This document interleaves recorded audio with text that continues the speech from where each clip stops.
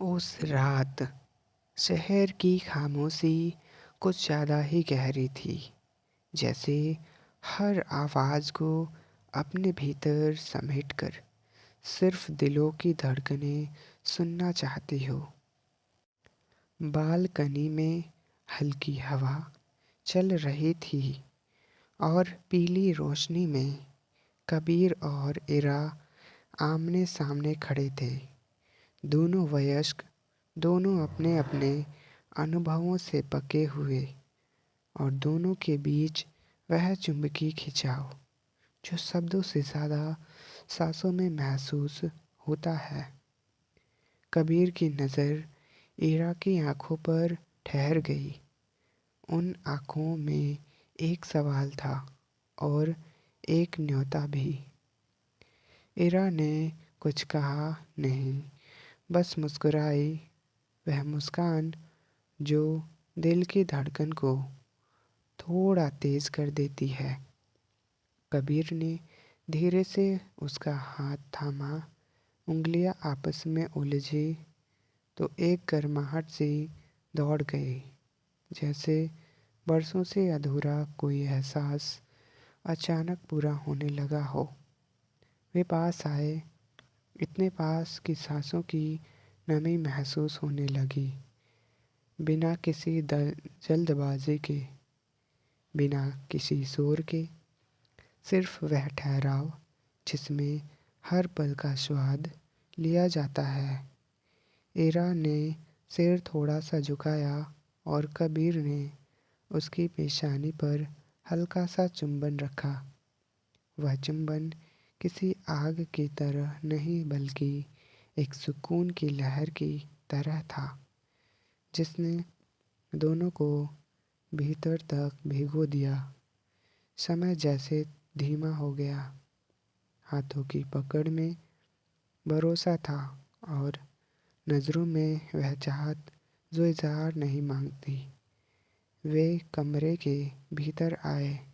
रोशनी मंद थी, पर एहसास रोशन। इरा के बालों की खुशबू कबीर को खींच रही थी। उसने उंगलियों से बस हल्का सा स्पर्श किया, जैसे किसी नाजुक चीज़ को महसूस किया जाता है। इरा ने आंखें बंद कर ली। उस स्पर्श में उसे सुरक्षा भी मिली और रोमांच भी। दोनों के बीच बातचीत कम और समझ ज़्यादा थी। हर हरकत में सम्मान, हर नज़दीकी में सहमति, हर ठहराव में चाहत की मिठास। कबीर ने इरा के माथे से लेकर गाल तक अपनी मौजूदगी का एहसास छोड़ा। कोई जल्दबाजी नहीं, सिर्फ वह धीमापन जिसमें दिल की धड़कनें भी लय पकड़ लेती है। इरा ने कबीर के कंधे पर सिर रखा। उस पल उसे लगा जैसे दुनिया की सारी भागदौड़ यहीं थम गई हो। पास होने का मतलब सिर्फ नज़दीक होना नहीं, बल्कि एक दूसरे को महसूस करना था। डर, उम्मीद, चाहत और भरोसा, सब एक साथ। वे बिस्तर पर बैठे, बातों के बीच हंसी भी थी और खामोशी भी। कबीर ने इरा की आंखों में देखते हुए पूछा नहीं, बस इंतज़ार किया।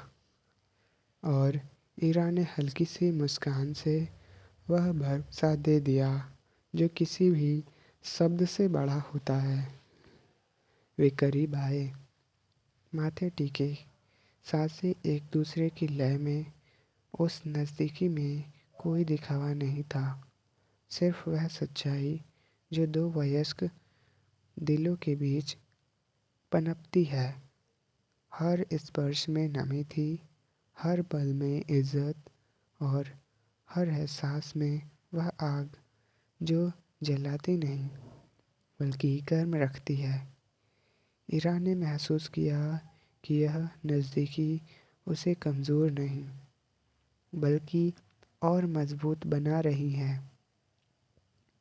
कबीर ने महसूस किया कि चाहत तब सबसे खूबसूरत होती है जब वह ध्यान और परवाह से जुड़ी हो। वे देर तक साथ बैठे रहे, कभी बातें, कभी खामोशी, कभी बस एक दूसरे की मौजूदगी।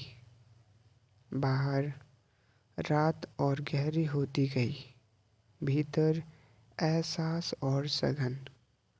और जब वे एक दूसरे के साथ लेटे तो वह सिर्फ जिस्मों का पास आना नहीं था, बल्कि दो जिंदगियों का एक दूसरे में सुकून ढूंढ लेना था।